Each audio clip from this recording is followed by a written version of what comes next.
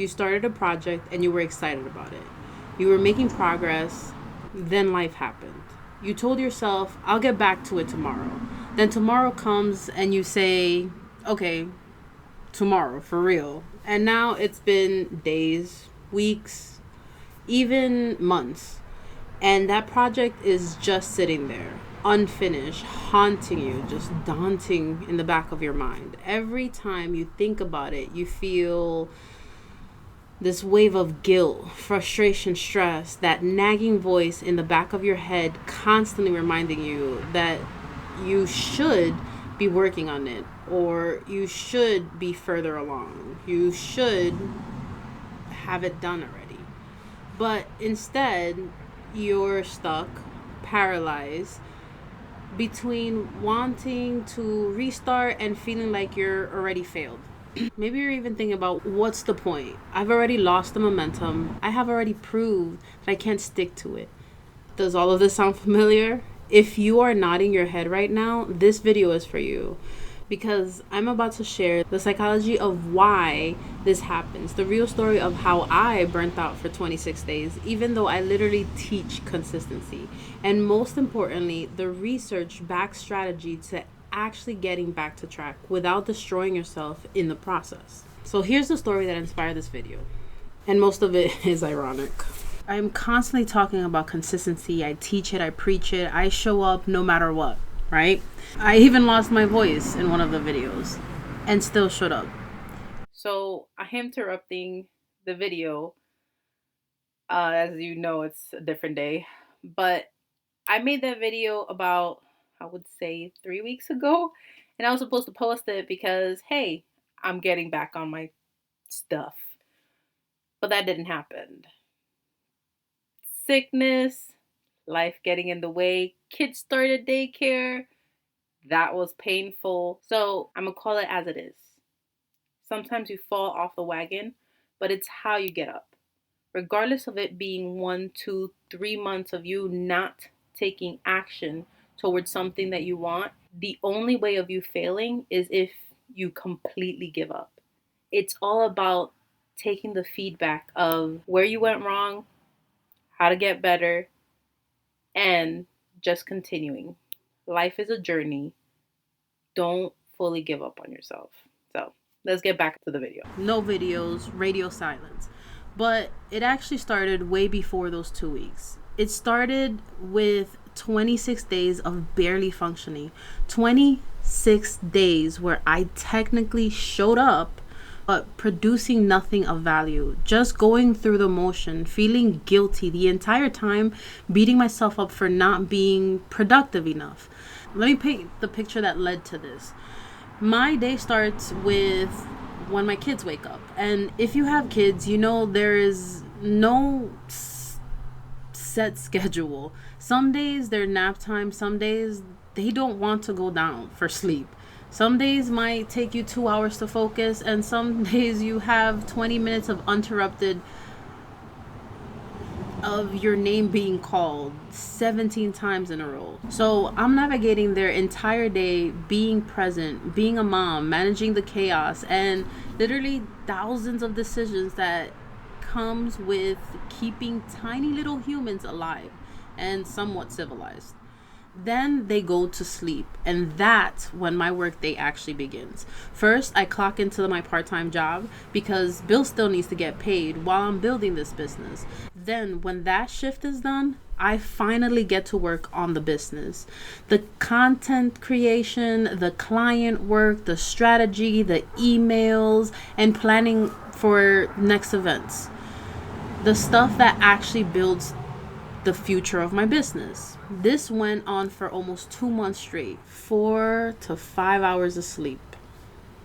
No weekends off, because entrepreneurship doesn't take weekends off. No me time, because there's literally wasn't time left after kids, job, and business. And you know what my brilliant strategy was when I started feeling burnt out? Push harder. Use more willpower. Tell myself to stop being weak. Other people can do this, why can't you? You're just making excuses. If you already wanted this, you will find a way. that harsh self-talk, that made everything worse, because here's what actually happened. My body completely shut down for 26 days. I could barely function. I sit down and work and just stare at the screen, open my emails and close it, start writing and deleting, recording and never finishing. I was trying, don't get me wrong, I was trying to force myself with pure willpower and just push through. But when you're running on empty, willpower doesn't work. Your body says no louder than your mind can say yes. And then comes to the 2 weeks where I didn't upload at all, because the burnout kept getting worse. Because every time I sat down to create content, that voice in my head will start with, you're already behind, you have already failed, you lost your momentum, you're providing inconsistency, maybe you're not cut out for this. That nagging voice, that constant guilt, that feeling of having things hanging over your head that you should be doing but can't seem to make yourself do it. So here I am teaching consistency and I couldn't even show up for myself. The irony is not lost on me, but here's what I realized in those 26 days. The way I was operating was not sustainable. Period. 4 hours of sleep is not a business strategy. Depletion is not a success plan. And that harsh self-talk, that brutal voice that shows up when you're at your most vulnerable, that was keeping me stuck, not motivating me to move forward. So if you're sitting there feeling guilty about your unfinished projects, your broken streak, or your failed of consistency, I need you to understand you're not broken, you're not weak. It's not that you're not cut out for this. You're human, and being human means you're going to hit limits. The question isn't whether you'll fall off track, it's how you're going to get back on. Now, let me explain why this happened, the psychology behind it. What actually happens in your brain when you lose momentum, because understanding this can change how you view it. There's something the psychologists call the what the hell effect. Here's how it works. You miss one day of your commitment. Maybe you skipped your workout, or you don't post on social media, or you don't work on your business and you're feeling guilty, disappointed in yourself. But here's the trap. The guilt doesn't motivate you to get back on track. Instead, it triggers the cycle where you seek the fastest way to feel better, which is often the very thing you feel bad about. So you skip another day and another. And suddenly you're not dealing with one missed day, you're dealing with a broken streak, loss of momentum, and this overwhelming feeling that you already failed. So what's the point? Research shows that it's not the first slip that guarantees the biggest relapse. It's the shame, the guilt, the loss of control, and the loss of hope that follows. And for us as mom trying to build businesses, we get a special bonus layer of psychological warfare called maternal guilt. Study shows that maternal guilt is the most reported issue for working moms. Not work-life balance, not time management, but guilt. The guilt of being not enough for their kids. The guilt of not being enough for their business. The constant question of, is what I'm building today worth what I'm taking away from my family? This guilt literally functions as a straitjacket. Research shows that it lowers your well-being, decreases your satisfaction with your work, and drives psychologically destructive behavior, like overworking to prove you're worth it, or giving up entirely because you can't do it perfectly. And then there's perfectionism trap, all or nothing thinking, where anything below 100% equals 0% in your brain. I worked out 3 days, then missed out because I completely failed. I posted consistently for 6 weeks, then took 2 weeks off because I'm inconsistent and unreliable. This cognitive distortion is directly linked to anxiety and depression, and it keeps you stuck because if you can't do it perfectly, why do you do it at all? Here's what I need you to understand. When you're struggling to restart after momentum, you are navigating a perfect storm of psychological barriers that have nothing to do with your capability and everything to do with how human brains work under stress. How mothers are continued to carry guilt, how perfectionism disguises fear as high standards. Now, here's the part nobody wants to hear, but everyone needs to. Being harsh with yourself will not, I repeat, will not get you back on track. It will keep you stuck. I know, because our entire culture tells us that discipline equals harsh self-criticism.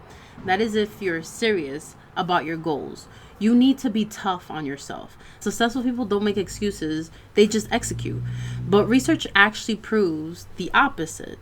In a study made at Barclay, students who failed a difficult test were split into two groups.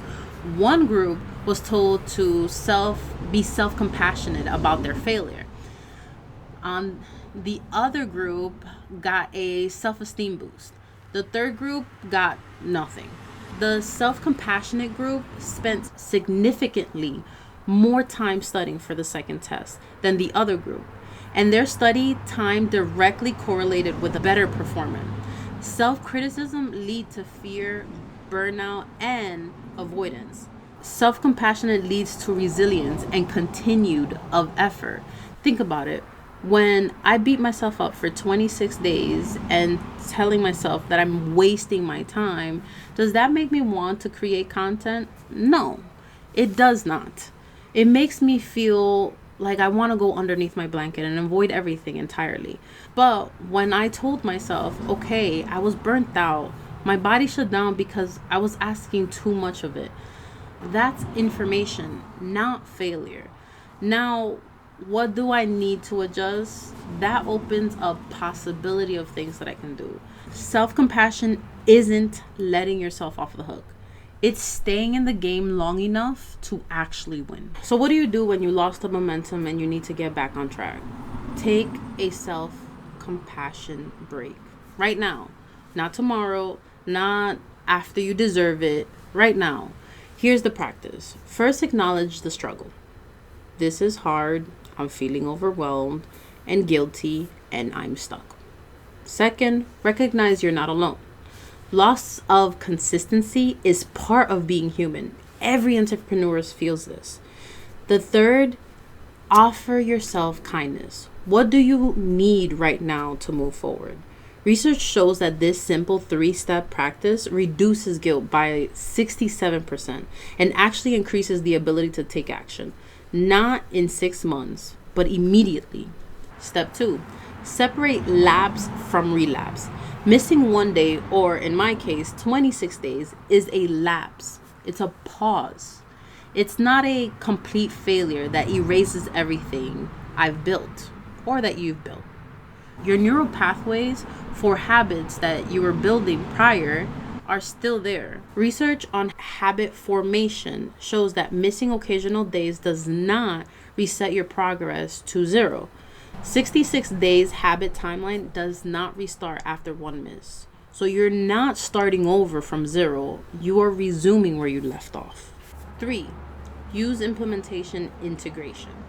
This is the most powerful tactic tools available, and it's packed by decades of research. Instead of saying, I'm going to post consistently, you create a specific if-then plan. If it's Monday, Wednesday, and Friday at 9 p.m., then I'm going to spend 20 minutes writing my newsletter. If my kids are napping on Tuesdays and Thursdays, then I will record one video. By simplifying it and making it specific, it makes it work. You're not relying on motivation or willpower. You're creating automation, behavioral response when specific cues happen. Study shows that people with implementation intentions complete difficult projects at 2 to 3 times the rate of people with identical motivation but no specific plans. Step 4, create 3 versions of every commitment. This is specifically for moms with unpredictable schedule.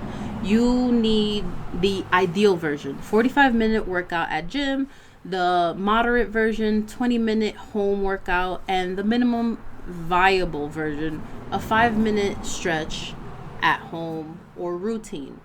The rule is if life interrupts your ideals, you always default to your minimum version instead of skipping it entirely. Because here's the thing, consistency beats intensity. When you're building, your brain needs to relearn that you're someone who shows up, even if it is small. Step 5, set boundaries with yourself and others. And the research on this is wild. Entrepreneurs who set boundaries are 3 times less likely to experience high burnout than those who don't. Specific boundaries is what works. 1 hour for lunch, actually eating, not working through it. Signing off by a specific time at night. 1 meeting free day week. Early signed off on Friday.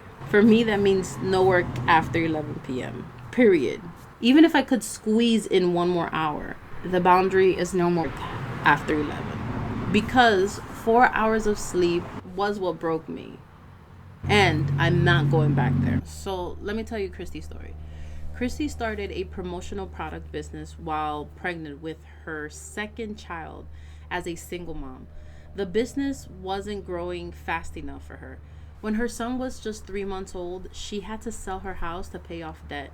With a 6-year-old and a 3-year-old, her and her kids were basically homeless. They moved into her parents' spare rooms. She balanced midnight feedings with client emails, making clients call during lunch breaks from her car, working her daytime job, hustling every single spare moment she could find between being a mom and surviving. She didn't have fancy strategies. She didn't have a big plan. She didn't wait until she felt ready or until circumstances were perfect. She just took a tiny, teeny, weeny step, then another. In her words, all you need to do is get started. 1 teeny tiny step today and 1 teeny tiny step tomorrow. Those steps will get bigger and bigger with more confidence, and the momentum will eventually carry you all the way. 6 months later, Christy was able to move into a rental with her 2 children, and 2 years later, she was able to achieve everything she had in her vision boards. Here's what we can learn from Christy. She created a vision for what she wanted, even from her parents' spare room. She worked in margins of her life instead of waiting for enough time. She took ridiculously small steps instead of waiting for feeling ready. She refused to let her circumstances define her future. She didn't bounce back because she had special discipline or superhuman willpower. She came back because she took the next step, even when it was tiny, especially when it was tiny. And that's what I need you to hear. You don't need a special plan. You don't need a perfect plan. You don't need ideal circumstances. You don't need to feel. You just need 1 teeny tiny step. So here's how you're going to do it. I want you to start today by doing these simple steps. Step 1, pick your next fresh start. Don't wait until you're ready or you feel ready. Pick a date. Monday, the first day of next month. After you finish this video, create a mini ritual around it. Even if it's just making your favorite coffee and sitting down with an intention. Step 2, write your implementation intentions. If specific dates, time, or situation, then I will, the specific tiny little action. Make it so small it feels almost silly, because the goal right now isn't to have an impressive results. It's about rebuilding that neural pathway of I'm someone who shows up no matter what. Step 3, create your minimum viable version. What's the absolutely smallest version of your commitment that still counts? For me, it's posting 1 3-minute video per week in a minimum viable. No perfect, no polished, just showing up. Just showing up. Step 4, set 1 boundary, just 1. the one that will protect you from burning out again. For me, no more work after 11 p.m. For you, maybe it's no client calls on Friday or no more email after 7 p.m. This has to be non negotiable. Step 5, self compassion break daily, especially when you don't need it. Because that's when you're building the muscles for when you do need it. This isn't optional. This is how you stay in the game for longer terms. What I need you to take away from all of this is you losing momentum does not mean you're not cut out for entrepreneurship or for anything that you want to do. It means you're human. It means you're operating in unsustainable way and your body is forcing you to stop before you're completely broken. That's not weakness, that's wisdom. Even if it comes in the form of breakdowns. The entrepreneurs who succeed aren't the ones who never fall off track. They're the ones who get back up with the grace instead of self-hatred, who adjust instead of abandon, who learns instead of quitting. So you have already been building something, you've been showing up and you have been trying. Now you're learning how to do it in the way it doesn't destroy you in the process. That's the most important skill you will ever develop. So pick a date, write your implementation intentions, set your boundaries, take your self-compassion break, and then take one teeny tiny step. Not tomorrow, today. See you in the next video. See you in the next one.